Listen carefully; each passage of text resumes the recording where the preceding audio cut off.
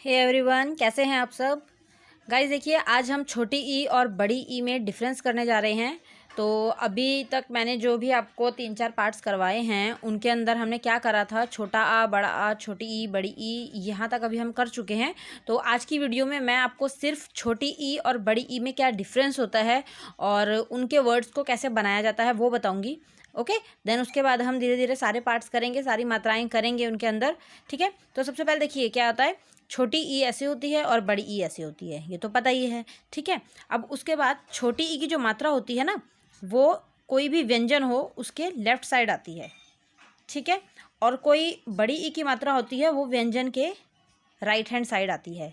Right, अब देखिए जैसे मैंने लिखा है क, तो ये क्या है, ये व्यंजन है और जो छोटी ई की मात्रा है वो क के इस तरफ आएगी।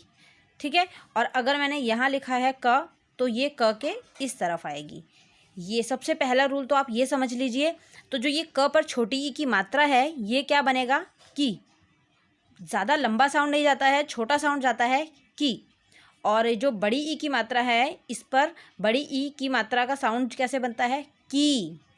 ओके, तो सबसे मेन तो डिफरेंस यही है कि इनके साउंड्स में छोटा सा फ़र्क होता है।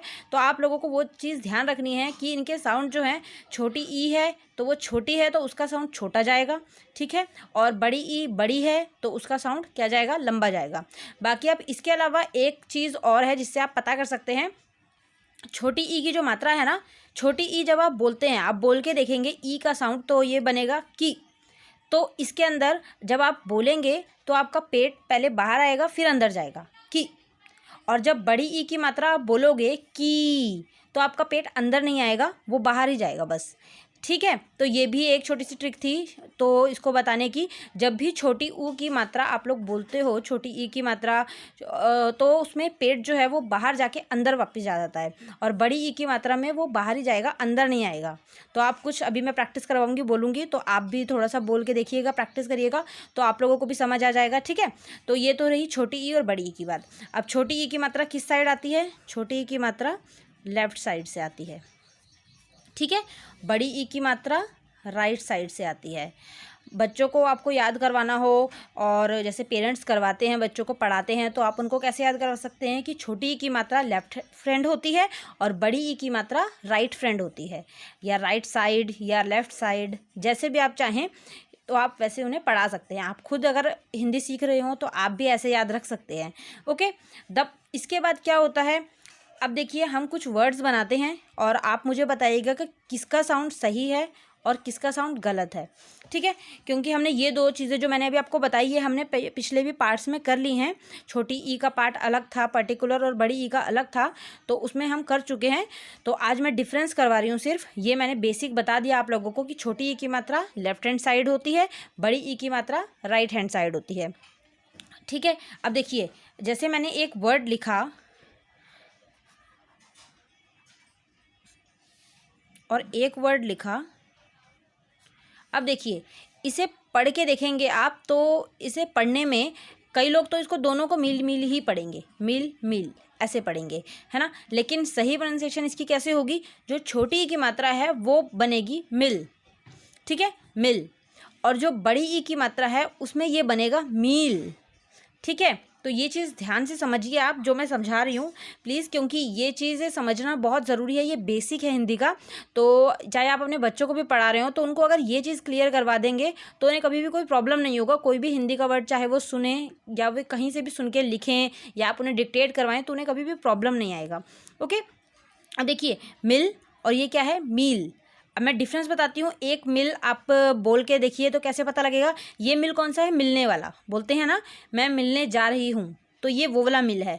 और ये है मील, जैसे हम खाने को बोलते हैं ना, तो मील, तो उसमें है, अब मिल तो नहीं बोलते ना, उसमें हम मील बोलते हैं, तो ये वो वाला मील है। ठीक है, तो आई होप समझ आया होगा। ऐसे ही एक और एग्जाम्पल ले लेते हैं।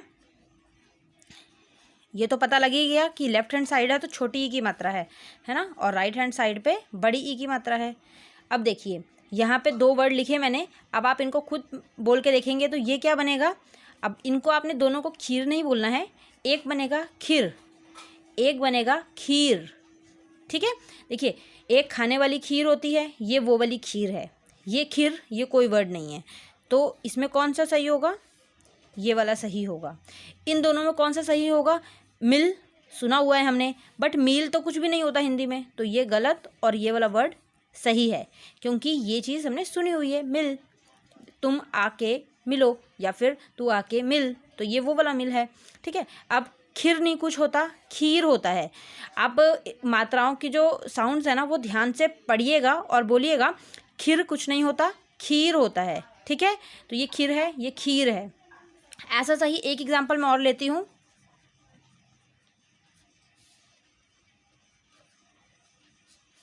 ये देखिए, अब ये क्या बना है? ये है छोटी ई की मात्रा, तो ये क्या बन रहा है? खुद सोचिए आप। छोटी ई है तो छोटा साउंड जाएगा, तो ये बनेगा सिर, और ये क्या बनेगा? सीर। ठीक है, जो ये चीज़ें ध्यान से समझिए कि जो बड़े ई की मात्रा है उसमें बड़ा साउंड आएगा, तो ये बनेगा सीर। आपको बड़ा, जो बड़ी ई है उसको लंबा लेके जाना है, छोटी ई को आपने छोटा रखना है, तो ये बनेगा सिर। कुछ ही टाइम लगेगा इसको बोलने में, ये बनेगा सीर। ठीक है, तो इन दोनों में से कौन सा वर्ड सुना हुआ लग रहा है? ऑब्वियसली सिर सुना हुआ है, हेड है ना, तो ये राइट है और ये क्या है? गलत है। सिर कुछ भी नहीं होता, सिर होता है। ठीक है ना। अब देखिए, इसके अलावा में एक और वर्ड ले लेते हैं, जैसे मैंने लिखा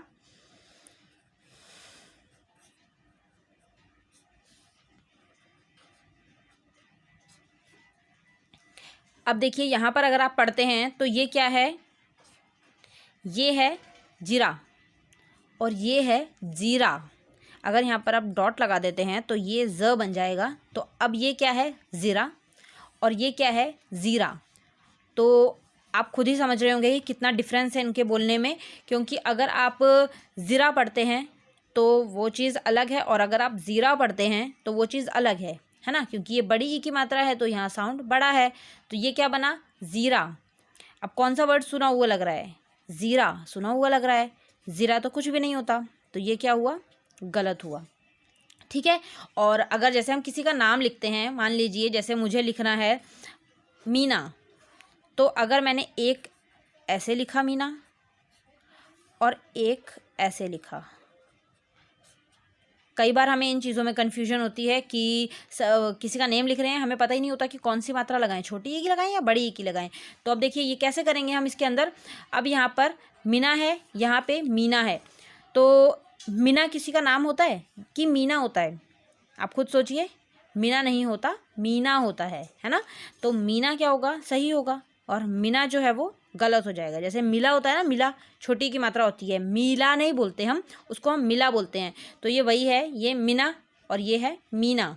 तो यहाँ पर कौन सा सही हुआ? यहाँ पर मीना सही होगा। ठीक है, इसके अलावा मैंने आपको एक मतलब आ का साउंड बताए थे। तो बड़ी आ की मात्रा में क्या हो जाता है? बड़े आ में, जैसे ये यहाँ बड़ा आ की मात्रा लगी हुई है ना, तो वो चीज़ कैसे पता लगानी है कि आपको पीछे जो है आ का साउंड सुनेगा। ठीक है, ई की मात्रा में तो ई का साउंड ही सुनेगा, और जब आ की मात्रा लगानी होगी, लाइक अगर आपको आ का डंडा यूज़ करना है, जैसे यहाँ पर ये आ की मात्रा ये कैसे लगती है? ऐसे। ये चीज़ भी मैंने करवाई थी, अगर आपने प्रीवियस पार्ट्स ना देखे हो तो आप उन्हें देख सकते हैं, उसमें मैंने पर्टिकुलर एक एक मात्रा करवाई हुई है। ठीक है, तो ये बड़े आ की मात्रा है। तो अब इसमें सिंपल है, जैसे मैंने लिखा कि कालिदास, तो अब देखिए कालिदास, इसमें ई की मात्रा भी सुन रही है और आ की मात्रा भी सुन रही है ना। तो पहले काली, अब का आ का सुन रहा है साउंड, तो यहाँ पर आ की मात्रा लगी। ली के अंदर क्या होगा? अब यहाँ पर बड़ी ई की या लगेगी या छोटी ई की? तो काली, बड़ी ई की मात्रा लगेगी, क्योंकि जब पीछे की मात्रा होती है ना तो वो हमेशा बड़ी आती है, ये चीज़ ध्यान रखिएगा आप, छोटी मात्रा नहीं आती। दा, आ की मात्रा, स, कालिदास। ठीक है, ऐसी दीपावली, दी, बड़ी ई की मात्रा, पा, व, यहाँ पर आ का साउंड नहीं है, व, ली, दीपावली। ओके, सो गाइज़ ये छोटी ई, बड़ी ई और मैंने आ की मात्रा करवाई है आपको। तो ये चीज़ें बहुत सिंपल हैं, और बस कुछ ही चीज़ें आपको समझनी है छोटी छोटी, आप ये समझ जाएंगे तो आपकी हिंदी जो है वो काफ़ी स्ट्रांग हो जाएगी, पढ़ने या लिखने में आपको कभी भी प्रॉब्लम नहीं आएगी। ओके, तो आप बच्चों को भी ऐसे ही समझा सकते हैं ईजी तरीक़ों से, वो चीज़ समझ आ जाएगी उन्हें, और आप उन्हें डिक्टेट करके भी फिर ये चीज़ें लर्न करवा सकते हैं, और बीच बीच में करवाते रहें ताकि वो ये चीज़ें भूलें ना। ओके गाइस, सो अगर आपको वीडियो अच्छी लगी हो तो प्लीज़ वीडियो को लाइक ज़रूर करिएगा और चैनल को शेयर ज़रूर कीजिएगा। वीडियो को भी शेयर कीजिएगा और इस चैनल पे आपको बहुत कुछ मिलेगा जिससे आप न्यू चीज़ें जो हैं वो सीख सकते हैं, बेसिक सीख सकते हैं इंग्लिश, हिंदी के या फिर मैथ्स के। तो प्लीज़ वीडियो को शेयर कीजिए अगर अच्छी लगी हो, और लाइक ज़रूर कीजिए। जो भी आपका डाउट हो, जो भी आपका कोई सजेशन हो, प्लीज़ कमेंट बॉक्स में मेंशन कीजिएगा। आप चाहते हो कि मैं किसी टॉपिक पर वीडियो बनाऊं आपके लिए, तो वो भी आप मेंशन कर सकते हैं। So I will try for that also. Okay, so मिलते हैं नेक्स्ट वीडियो में, नेक्स्ट पार्ट में। Thank you so much, bye bye.